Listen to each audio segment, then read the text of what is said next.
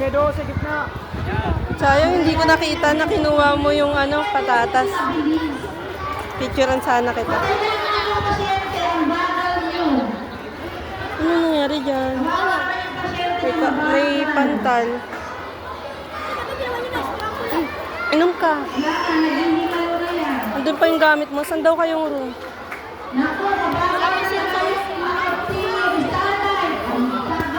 Kunin ko na lang.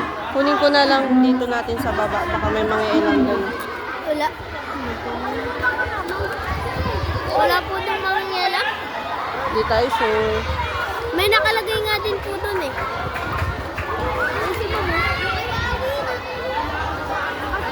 Kuha ka ulit isa. Pati mo.